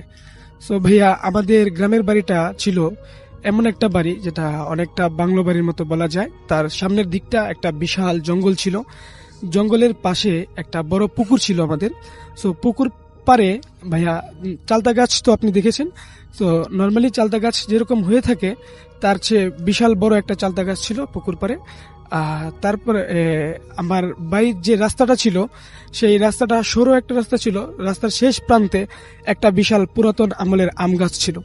সো আম গাছটা এতই বড় ছিল এবং এই আম গাছের নিচে অনেক ঘটনা প্রত্যক্ষদর্শীরা প্রত্যক্ষ করেছে। সো অনেকেই রাতের বেলা মাঝরাতে সেখানে সাদা ধবধবা মুরগির বাচ্চা দেখতে পাইতো। তারপরে আরো অনেক ঘটনা ছিল, আমি এগুলোতে আসব। তার আগে ভাইয়া, এটা আমার বড় কাকার সাথে ঘটে যায় ঘটনাটা, আমি ওই সরাসরি ঘটনায় চলে যাচ্ছি। সো আমার কাকা তিনি সরকারি চাকরি করতেন, তো সে দেশের বাড়িতে যখন ছিল, চাকরি হয়ে যাওয়ার পর সে ঢাকায় চলে আসে। তো গ্রামে যখন ছিলেন তিনি দেখতাম ওই যে চালতা গাছে প্রতি শনিবারে এবং মঙ্গলবারে তিনি করতেন কি একটা বিশেষ ধরনের খানার আয়োজন করতেন, যেটাকে ভাইয়া ভোগ বলা হতো।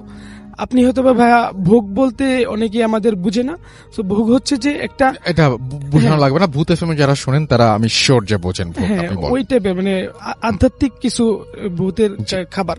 তো সেখানে গজার মাছ এবং রাজহাঁসের ডিম, কাঁচা রসগোল্লা এগুলো থাকতো। সো এটা গোধূলি বেলায় সন্ধ্যার টাইমে, মানে এখনো মাগরিবের আজান দিবে দিবে ভাব, এই অন্ধকার টাইমে গাছের নিচে এই খাবারটা দিতেন তিনি, কলা পাতায় আচ্ছা। করে দিতেন। তো হঠাৎ আমি দেখতাম খাবারটা দেওয়ার সাথে সাথে অনেক অনেক শত শত কাক উড়ে এসে খাবারটা খেয়ে নিত, কোনো খাবারই বাকি থাকতো না, খাবারটা খেয়ে নিত। সো একদিন বড় চাচাকে আমি দেখলাম যে যখন সে খাবারটা দিয়েছে, সো সব খাবারই সেখানে খেয়ে নিয়েছে, বাট একটা কাঁচা রসগোল্লা বাকি ছিল, আচ্ছা। এটা খাইনি। সো আমি চাচাকে জিজ্ঞেস করলাম যে চাচা এটা কেন খাইনি, এই খাবারটা কেন বাকি রয়েছে? তখন সে আমাকে কোনো রকমের কোনো উত্তর না দিয়ে এই কাঁচা রসগোল্লাটা পানিতে ফেলে দিল। ফেলে দেওয়ার পরে আমাকে কোনো উত্তর দিল না, এবং সে আমাকে বলল তোমরা এই বাড়ির এই চালতা গাছের নিচে তোমরা আসবে না, তাছাড়া সব জায়গায় তোমরা যাতায়াত করতে পারো, সমস্যা নেই। আর আমাকে বলেছে রাত নিশীতে যেন আমি বাইরে না থাকি। কিন্তু আমার চাচার একটা অভ্যাস ছিল, সে মধ্যরাতে বিভিন্ন এই যে ইংরেজ আমলে বানানো ব্রিজগুলো, এই টাইপের ব্রিজ, বড় বড় গাছের নিচে বসে বসে বাঁশি বাজাইতো, মাঝরাতে সে ঘরে ফিরতো। সো এরকম হইতো। তো একদিন রাসেল ভাইয়া, আমার এক বন্ধু সে অসুস্থ ছিল, সে কাব্য, তারপর তার ভাইয়া ছিল শিশির, সে আমাকে ফোন দিয়ে বলেছে রক্ত লাগবে। তো আমি তাকে রক্ত দিতে গেলাম, আমি হচ্ছে বি পজিটিভ, সাথে আমার ভাই রনিকে নিয়ে গেলাম। সো ভাইয়া তারপরে রক্ত দিয়ে যখন আমি বাড়িতে ফিরবো, তখন খুব মাঝরাত হয়ে গিয়েছে ভাইয়া, এটা প্রায় আপনার 2টা বেজে, প্রায় ঘড়িতে 2টার পরে হয়ে গেছে, 10-15 হবে। সো আমি আম গাছের এই যে রাস্তাটা দিয়ে ফিরবো, তখন আমি এই রনিকে পাঠিয়ে দিয়ে আমি যখন একা একা ফিরতেছি, তখন আমি দেখলাম আম গাছটা দিয়ে যখন আমি ক্রস করব, তখন আমি এখানে দেখলাম একটা সাদা ধবধবা কাপড় পরে এক বৃদ্ধ মহিলা আম গাছের নিচে তিনি গুনগুন গুনগুন গুনগুন করে কান্নার আওয়াজ করছেন। তো আমি যখন মাঝরাতে এটা দেখলাম, আমার মনে হইল যে আমি হ্যালোসেশনে ভুগতেছি, মনের ভিতরে একটু ভয় ভয় ছিল, এই জন্য বোধহয় আমি এমনটা প্রত্যক্ষ করতেছি।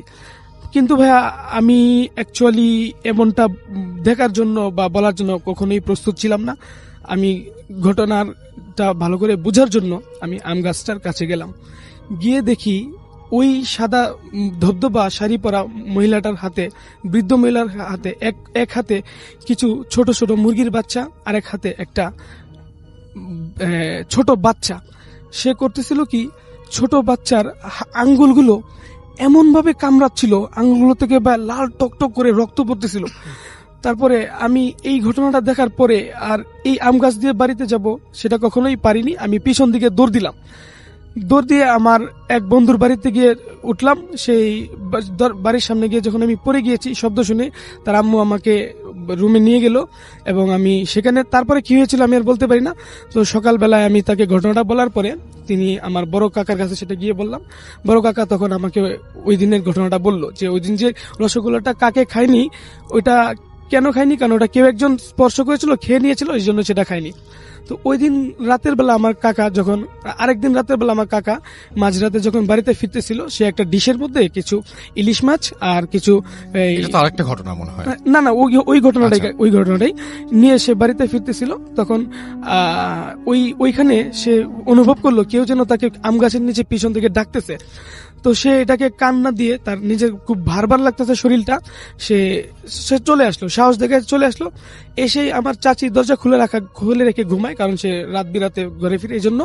তো সে হঠাৎ করে ধপাস করে রুমের সামনে এসেই দরজার ভিতরে রুমে পড়ে গেল। পরে গিয়ে সে যেভাবে পড়লো, যে জায়গাগুলোতে সে আঘাত পেয়েছিল সেই জায়গাগুলো অ্যাবনর্মাল হয়ে গিয়েছিল, সে কথা বলতে পারতো না, বোবা হয়ে গিয়েছিল। তারপর এটা নিয়ে আমরা তাকে অনেক চিকিৎসা দেই, অনেক ট্রিটমেন্ট দেই, এই ভালো না হয় কবিরাজি চিকিৎসাতে যাই, তারপরেও সে যখন ভালো না হয়, তারপরে এইভাবে সে অনেক দিন অ্যাবনর্মাল প্যারালাইসিস ভাবে সে বেঁচে ছিল। তো 1 বছর হয়ে গিয়েছে, আমার কাকা মারা যায় এই ঘটনার কারণে। এই ছিল ভাই আমার ঘটনাটা, এটা Thank শেয়ার you. করতে দেওয়ার জন্য অনেক ধন্যবাদ। থ্যাংক ইউ সো মাচ, আপনি কষ্ট করে এসেছেন, সেজন্য আপনাকে অনেক অনেক ধন্যবাদ। সালামু আলাইকুম রাসেল ভাইয়া। আমি তো যে অনেক ঘটনায় বললাম, তো অনেকের ঘটনা পড়েছি, অনেক অনেক মানুষের সাথে ঘটে যাওয়া ঘটনা পড়েছি। আজকে এই ঘটনাটা আমি যেটা বলবো, এটা আমার জীবনের সাথে ঘটে যাওয়া, যেটা আমি মনে হয় না কোনোদিন ভুলতে পারবো। আমি জীবনে অনেক গল্প শুনেছি, কিন্তু যেটা আমার সাথে ঘটেছিল সেটা বলার সময় আজও আমার বুকের ভিতর কেমন জানি করে ওঠে। এই ঘটনাটা আমি কাউকে বলতে চাইনি, কিন্তু যেদিন বুঝলাম আমি বেঁচে ফিরেছি কেবল ভাগ্যর জোরে, সেদিন থেকেই মনে হয় ঘটনাটা আমার সবার সাথে বলা দরকার। ঘটনাটা ঘটেছিল আমাদের গ্রামের পাশের গ্রাম কালিয়াগাঁও, যেটা গ্রামের নাম আর কি। কালিগাঁও এমন একটা গ্রাম, দিনে সাধারণ, কিন্তু রাত নামলেই যেন অন্য কিছু। আমার ঘটনা জানি অনেকে বিশ্বাস করবেন না, কিন্তু এই আমার মতো ঘটনাটি যদি আপনার সাথে ঘটে যেত, তাহলে অবশ্যই আপনারা বুঝতে পারতেন যে ঘটনাটি আসলে সত্য কিনা। গ্রামের এক পাশে শ্মশান, আর এক পাশে বিশাল বট গাছ, মাঝখানে সরু কাঁচা রাস্তা। সন্ধ্যার পর কেউ ওই রাস্তায় যায় না, কিন্তু সেদিন আমাকে যেতে হয়েছিল। আসলে ঘটনাটা বলতেই আমার কেমন যেন ভয় লাগছে। সেদিন ছিল ভাদ্র মাসের শেষ, সারা দিন বৃষ্টি। রাত আনুমানিক 9:40 বাজবে। আমার মামা কালীগাঁওয়ে থাকতেন অনেক আগে থেকেই। হঠাৎ খবর এলো মামা নাকি অনেক অসুস্থ। তখন মোবাইল ঠিকমতো কাজ করছিল না, তাই ভাবলাম একবার গিয়ে দেখে আসি। আমি একাই রওনা দিলাম। গ্রামের শেষ মাথা পেরোনোর পর বাতাসটা কেমন জানি বদলে গেল। আমি যখন যাচ্ছিলাম আমার খুব ভয় লাগছিল, এবং অনেক ঘটনা শুনি ভূতের, এই জন্য আরো বেশি ভয় লাগছিল। আমি তো অনেকের ঘটনা পড়ি, এই জন্য এইগুলো সব মনে পড়ে যায়। তো আমি কেমন একটু পরে কাঁচা পচা গন্ধ পাচ্ছি। সত্যি সত্যি চারপাশে শুধু ঝিঝি পোকার শব্দ আর দূরে শেয়ালের কান্না। হাঁটতে হাঁটতে যখন কালিয়াগাঁয়ে বট গাছের কাছে পৌঁছালাম, ঠিক তখনই একটা জিনিস খেয়াল করলাম। বট গাছে মনে হচ্ছে কেউ বসে আছে। প্রথমে ভাবলাম কোনো মাতাল, কিন্তু কাছে যেতেই বুঝলাম লোকটা নড়ছে না, সে মাটিতেই বসে আছে, তাও আবার হাঁটু ভাঁজ করে, মুখ নিচু করে আছে। আমি ডাকলাম, কাকা, ও কাকা। কোনো সাড়া নেই। ঠিক তখনই সে আস্তে আস্তে মাথা তুলল। আমার জীবনে এমন মুখ আমি কোনো দিন দেখিনি। চোখ দুটো চোখের সাদা অংশেও বেশি, যেন চোখের ভিতর থেকে চোখটা উল্টে এসেছে। ঠোঁট নড়ছে, কিন্তু শব্দ বের হচ্ছে না। হঠাৎ সে বলল, তুই এত দেরি করলি কেন? আমি শিউরে উঠলাম। আমি তাকে চিনিই না, অথচ সে আমাকে চেনে। আমি পিছিয়ে আসতে লাগলাম, কিন্তু পা নড়ছিল না। লোকটা দাঁড়ালো। দাঁড়ানোর সময় লক্ষ্য করলাম তার পা মাটিতে নেই। সে বলল, এই রাস্তা দিয়ে যারা রাত করে যায় তারা সবাই না ফেরার দেশে চলে যায়। তারপর হঠাৎ হেসে উঠল, হাসি যেন মানুষের নয়। ঠিক তখনই আমি আমার চারিদিক দিয়ে কেমন যেন একটা শব্দ ভেসে আসলো, আয় এদিকে আয়, দেখে যা। আমি বুঝে গেলাম আমি একা না। আমি হঠাৎ করে না চাইতেই আমার পা ছুটে গেল, আমি দৌড়াচ্ছি, কিন্তু তিনি মনে হচ্ছে যে রাস্তা শেষ হচ্ছে না। পেছন থেকে আবার একটা শব্দ আসছে, খটখট শব্দ, যেন অনেকগুলো পা একসাথে চলছে। একবার পিছনে তাকিয়ে দেখি একটা না অনেকগুলো ছায়া, সবাই একদম চুপচাপ। হঠাৎ আমার পা হোঁচট খেলো, আমি পড়ে গেলাম। আমি উঠে বসতেই দেখলাম আমার সামনে দাঁড়িয়ে আছে আমার দাদু। কিন্তু আমার দাদু তো 15 বছর আগে মারা গেছেন। দাদু বলল, ভুল জায়গায় এসেছিস বাবা। আমি কাঁদতে কাঁদতে বললাম, দাদু আমাকে নিয়ে যাও। দাদু মাথা নাড়লেন, বললেন, ওরা তোর নাম লিখে ফেলেছে। ঠিক তখনই দাদুর মুখ বদলে গেল। দাদুর চোখ কালো, মুখ লম্বা, আর গলা থেকে বের হলো অন্য একটা কণ্ঠ, এবার তুই আমাদের। হঠাৎ দূর থেকে আজানের শব্দ ভেসে এলো। সেই শব্দের সাথে সবকিছু যেন কেঁপে উঠলো, চারিদিক অন্ধকার হয়ে গেল, আর আমি অজ্ঞান হয়ে পড়ে যাই। পরের দিন সকালে আমাকে গ্রামের লোকজন শ্মশানের পাশ থেকে উদ্ধার করেছেন, এবং মামা নাকি সেই রাতে অসুস্থ ছিলেন না। আর কালীগাঁওয়ের বটগাছের নিচে গ্রামের লোকেরা বলে ওখানে 1971 সালে একসাথে 7 জনকে মেরে ঝুলিয়ে রাখা হয়েছিল। আর যারা রাত করে ওই রাস্তার দিকে যায় তারা বাচ্চাদের শব্দ পায়। তাদের কেউ কেউ আর কখনো স্বাভাবিক থাকে না। এই ঘটনাটি আজ থেকে 3 বছর আগের। আজও রাত হলে আমি একা চলি না ভাইয়া। আর সবচেয়ে ভয়ঙ্কর ব্যাপার হলো, সেই লোকটা আমাকে বলেছিল, তুই এত দেরি করলি কেন? আর চারিপাশ থেকে শুধু বাচ্চাদের সাউন্ড শব্দে আমার মাথা ভোঁ ভোঁ করছিল। তার মুখটা আমি আজও স্বপ্নে দেখি, প্রতিবারই একই কথা বলে, এখন তোর সময় শেষ হয়নি। অনেক ভালো লেগেছে ঘটনাটি ভাইয়া। আমি আর একটি ঘটনা পড়ছি। আসসালামু আলাইকুম। আমি যে ঘটনাটি বলবো এটা হচ্ছে রাতের বেলা বাচ্চারা রাতে অমায়িকভাবে হাসে কেন। এই ঘটনাটা আমি নিজেই দেখেছি। আমাদের পাশের বাড়িতে এক 1.5 বছরের বাচ্চা ছিল। দিনে সে একদম স্বাভাবিক, কিন্তু রাত হলেই সমস্যা শুরু হতো। প্রতিদিন ঠিক রাত 3টা নাগাদ বাচ্চাটা হঠাৎ করে হাসতে শুরু করত, কিন্তু সেই হাসি বাচ্চাদের মতো ছিল না। একদিন তার মা বলল, ঘুমের মধ্যে সে হাসছে আবার কাঁদছে।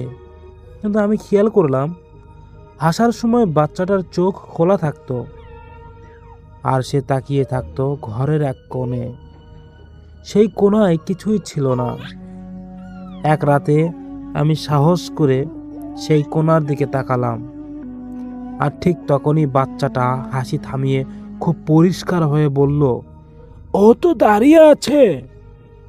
এরপর বাচ্চাটার কথা বলে না, কিন্তু রাত 3টায় আজও সেই কোণার দিকে তাকিয়ে সে হাসে। কিন্তু আর একটা বাচ্চার ঘটনা একদম অন্য রকম। আপনারা শুনলে পুরো অবাক হয়ে যাবেন। বাচ্চারা এভাবে ভয়ঙ্করভাবে হাসে কেন জানেন? একদিন রাতে সবাই ঘুমিয়ে পড়েছিল। হঠাৎ দেখি আমাদের 2 বছরের বাচ্চাটা ঘুম ভেঙে উঠে বসে আছে। সে দরজার দিকে তাকিয়ে আছে একদমই স্থিরভাবে। আমি বললাম, কি দেখছিস? বাচ্চাটা খুব শান্ত গলায় বলল, ওটা না মা, ওটা না বাবা। আমি ভয়ে দরজায় তাকিয়ে থাকলাম এবং দেখলাম দরজা বন্ধ, কেউ নেই। আমি আবার বললাম, তাহলে কে হবে বাবা? বাচ্চাটা ফিস ফিস করে বলল, যে মানুষ না সে এসেছে। এরপর বাচ্চাটা আবার শুয়ে পড়ল। আমি সারা রাত আর ঘুমাতে পারিনি বাচ্চার কথা শুনে, কারণ দরজার ভিতর থেকে তাকানো নখ দিয়ে আঁচড়ের শব্দ আসছিল। এ যেন এক ভয়ানক ঘটনা। আর একটা বাচ্চাদের ঘটনা আছে, আমি কয়েকটা বাচ্চাদের ঘটনা বলবো আজকে। একদিন রাত প্রায় 3টা বাজে হঠাৎ আমাদের 1 বছরের বাচ্চাটা ঘুমের মধ্যে উঠে বসে। 1 বছরের বাচ্চা ঘুমের থেকে উঠে বসে, সে বিছানার পাশে তাকিয়ে ফিস ফিস করে বলছে, নিচে নামো, নিচে নামো। আমি ভয়ে জিজ্ঞেস করলাম, কাকে ডাকছিস? বাচ্চাটা আমার দিকে তাকালো না, সে শুধু বলল, যে খাটের নিচে আছে তাকে। আমি ধীরে ধীরে খাটের নিচে তাকালাম, কিন্তু কিছুই হলো না। কিন্তু তখনই বুঝলাম বাচ্চাটির চোখ এখনো খাটের নিচের ওই দিকটায় আটকে আছে, আর সে হাসছে। এরকম অনেক বাচ্চাদের অস্বাভাবিক ঘটনা আছে। যদি চান আমাদের চ্যানেলটিকে সাবস্ক্রাইব করে রাখুন। লাস্টের ঘটনাটি বাচ্চাকে কেন্দ্র করে, বাচ্চাদের সাবধানে রাখবেন। অনেক বাচ্চারা কিন্তু রাতের বেলা এরকম ভয়ঙ্কর সাউন্ড করে, তাদের খেয়াল রাখবেন। আর হাসছে খেলছে বলে চালিয়ে দেবেন না। যাই হোক, আজকের মধ্যে এখানে বিদায় নিচ্ছি। সবাই ভালো থাকবেন, সুস্থ থাকবেন। দেখা হচ্ছে নেক্সট কোনো ইমেল এপিসোডে। আসসালামু আলাইকুম। প্রিয় লিসেনার, যারা সম্পূর্ণ ঘটনাগুলো শুনলেন, আমি তাদেরকে বলবো যে আপনারা মনে হয় আসলেই ভূত এফএমকে অনেক বেশি ভালোবাসেন। আর সর্বোপরি কথা হচ্ছে যে আমি একটা জিনিস খেয়াল করতে চাই, যারা এই পর্যন্ত ঘটনা শুনতে শুনতে এসেছেন তারা একটু কমেন্ট করবেন যে ভাইয়া পুরো ঘটনাটি শুনলাম। তো আমি দেখতে চাই যে আসলেই ভূত এফএমকে মানে এত বেশি ভালোবাসে কারা কারা, তাদেরকে একটু দেখতে চাই। অনেকে তো ভূত এফএম শোনে, কিন্তু সম্পূর্ণ ঘটনা তারাই শোনে যারা আসলে আসক্ত, ভূত এফএমকে অনেক বেশি ভালোবাসে। তো আমি চাইবো যে আপনারা একটু কমেন্ট করে আমাদেরকে একটু শিওর করবেন যে কারা কারা বেশি ভূত এফএমকে ভালোবাসেন, এবং আমাদের এই চ্যানেলটিকে সাবস্ক্রাইব করা আছে এমন যারা যারা আছেন তারাও একটু কমেন্ট করবেন যে ভাইয়া পূর্বে থেকেই সাবস্ক্রাইব করা আমি। আর যদি এখনো কেউ সাবস্ক্রাইব করে না থাকেন তাহলে অবশ্যই চ্যানেলটিকে সাবস্ক্রাইব করবেন। আমরা প্রতিনিয়ত আপনাদের জন্য অক্লান্ত পরিশ্রম করে যাচ্ছি, শুধুমাত্র আপনাদের ভালোবাসা এবং আপনাদের ভালোবাসা পাওয়ার উদ্দেশ্যেই আর কি কষ্ট করে যাওয়া। আমরা প্রতিনিয়ত অনেক কষ্ট করে ঘটনাগুলো বাছাই করছি এবং সেই ঘটনাগুলোকে বাছাই করে আপনাদের সামনে তুলে ধরছি, এবং আলহামদুলিল্লাহ আপনারা আমাদের ঘটনাগুলো পছন্দ করছেন। আমাদের ঘটনাগুলো অনেক বড় হওয়ায় আপনাদের সামান্যটুকু বিরক্ত পর্যন্ত আসে না বলে আমি মনে করি, কেননা আমরা অনেক দক্ষ এডিটর দিয়ে ঘটনাগুলো আমরা এডিট করাই এবং বাছাই করাই। এবং আপনারা জানেন যে বাছাই করা ঘটনা মানেই কিন্তু স্পেশাল ঘটনা। আমি যেদিনই লিখবো যে বাছাই করা ঘটনা, সেদিন সম্পূর্ণ ঘটনাগুলো শুনবেন, কেননা বাছাই করা ঘটনাগুলো সবার আগে আপনাদের মন কেড়ে নেবে। তো আমি চাই যে বাছাই করা ঘটনাতে, গতকালকে একটা ঘটনা ছিল বাছাই করা, আজকের ঘটনাটিও বাছাই করা, কালকে যেটা আসবে এটা আরো বেশি এবং অনেক বড় হবে ঘটনাটি। যাই হোক, আমি এরকম নতুন নতুন অতিথির ঘটনা নিচ্ছি বেশি বেশি, আর তারা অনেক খুশি হচ্ছে। ঘটনা নেওয়ার উদ্দেশ্যে বলি যে আপনারা যদি আমাদেরকে ঘটনা পাঠান, আমরা সেই ঘটনাগুলোও আপনাদের সামনে তুলে ধরবো। অনেকেই চায় যে ভাই আমার ঘটনা শোনান, আমার ঘটনা শোনান। তো আমি বলবো আমাদের এই চ্যানেলটা এমন একটি চ্যানেল যেখানে সবার ঘটনা কিন্তু কালেক্ট করা হয়, সবার ঘটনা গ্রহণ করা হয়, এবং তারা সবাই আমাদেরকে ঘটনা দিচ্ছে, আমরা সবার ঘটনা নিচ্ছি এবং সেই ঘটনাগুলো পাবলিক করছি। তো সর্বোপরি যাদের ইচ্ছা এখনো পূরণ হয়নি তাদেরকে আমি বলবো, ভাইয়া যারা ভূত এফএমে নিজেদের ঘটনাকে প্রচার করতে চান বা নিজেদের কণ্ঠ বা নিজেদের কণ্ঠে ঘটনাগুলো প্রচার করতে চান, তারা অবশ্যই আমাদেরকে যোগাযোগ করবেন, আমাদেরকে জানাবেন। তাহলে আমি খুশি হব যে আপনারা ঘটনা দেন আমাকে। আমি প্রত্যেকটা বাছাই করা ঘটনার মাঝখানে অথবা প্রত্যেকটা বাছাই করা ঘটনার শেষে আপনাদের ঘটনাগুলোকে প্রচার করাবো। তো যাই হোক, বিদায় নিব তার আগে আমি বলবো যে কে কোথা থেকে ঘটনাগুলো দেখছেন তা অবশ্যই কমেন্ট করে জানাবেন। আমাদেরকে গতকালকে কমেন্ট করেছিলেন রাজশাহী থেকে রিপন ভাইয়া, সিলেট থেকে ফয়েজ, এবং বগুড়া থেকে প্রীতি সাকিব ভাইয়া, লালমনিরহাট থেকে এয়ার রাকিব বুড়ো। তারা সবসময় ওদের ঘটনা শোনেন এবং প্রতিদিন কমেন্ট করেন। আমরা চাইবো যে এদিক থেকে রাজেন্দ্রপুর গাজীপুর থেকে সিরাজ আহমেদ আমাদের ঘটনা শুনছেন, অনেক কমেন্ট করেছে ভাইয়া আমাদের নামগুলো একটু পড়বেন। যাই হোক, আলহামদুলিল্লাহ আপনারা আমাদের সাথে আছেন, শুনে খুবই ভালো লাগলো। এবং আরো অনেকেই প্রবাস থেকে ঘটনা দেখেন, সৌদি আরব থেকে দেখেন, ইউএসএ থেকে ঘটনা শোনেন। যাই হোক, এটা আসলে একটা ভালো লাগার বিষয় বলে আমি মনে করি। সবচেয়ে বড় কথা যে আমি প্রতিনিয়ত আমি আপনাদের জন্য এরকম বাছাই করে ঘটনা নিয়ে যাব। আপনারা জাস্ট ঘটনাগুলোকে সম্পূর্ণ শুনবেন, শেয়ার করবেন, লাইক দেবেন। আপনাদের যে পুরাতন বন্ধু বান্ধব আছে যাদের সাথে আগে ঘটনাগুলো শেয়ার করতেন, ঘটনাগুলো বলতেন, তাদের সাথে শেয়ার করলে আরো বেশি খুশি হব। তো যাই হোক, এই পর্যন্তই। সবাই ভালো থাকবেন, সুস্থ থাকবেন। দেখা হচ্ছে নেক্সট কোনো ঘটনা নিয়ে, বাছাই করা ঘটনা নিয়ে। আসসালামু আলাইকুম, ধন্যবাদ এতক্ষণ ঘটনার সাথে থাকার জন্য।